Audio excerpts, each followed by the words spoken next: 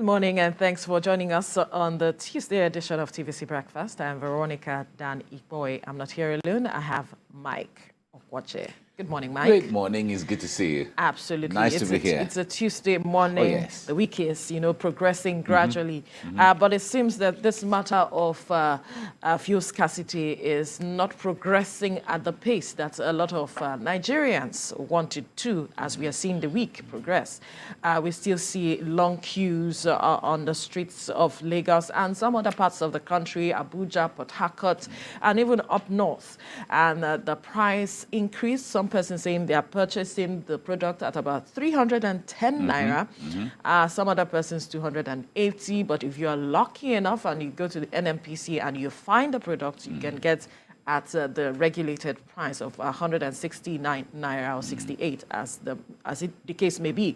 But then again, recall that just last week, the DSS has said that given the NMPC a 48-hour ultimatum to release product because he believed that there was product, and the NMPCL was, not doing enough to ensure that the product goes around as it should. And we saw some level of changes with regards to the number of fuel queues. But then the price has been a challenge. And then there were those who came out to say that, you know what, the ultimatum will not do anything, not change anything, because, and that is the Petroleum Product Retail Outlets Owners Association saying that there is a cabal among private depot owners that secret police, the DSS have to go after to investigate because they are the ones that are hoarding this product, perhaps looking at, not so that perhaps with regards to the price increase and all of it, because they had always complained that lifting the product, the price of lifting the product, they don't make as much gains with what the government has been saying with the matter. I think the set of Nigerians who have been very ungrateful are some of the people within the chain of the oil marketing, the whole of that chain.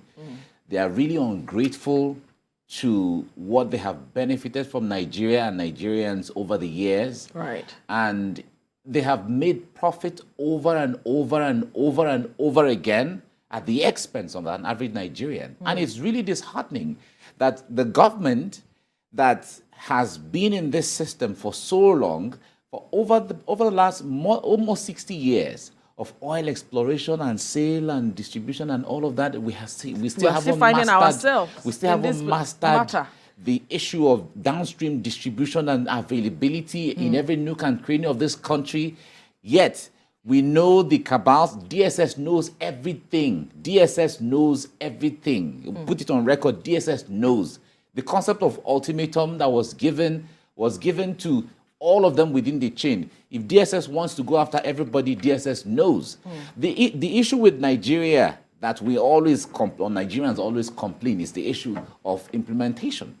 Of course, we have seen instances where the president has said, giving marching orders to military or to police or whatever, 2-3 days down the line, nothing is happening and no heads are rolling. So it's the same thing. And it is the body language of who is the pilot. Now, this may not necessarily be the case of incompetence per se, but the point there is, when you give out an order, you have the coercive capacity to ensure that it is enforced. You have the information capacity. You have the human resource capacity to find out the order that I gave, was it carried out or not? You have the resources. You have the financial capacity to ensure that all of those things happen. And when it doesn't happen, who do we blame? We blame you.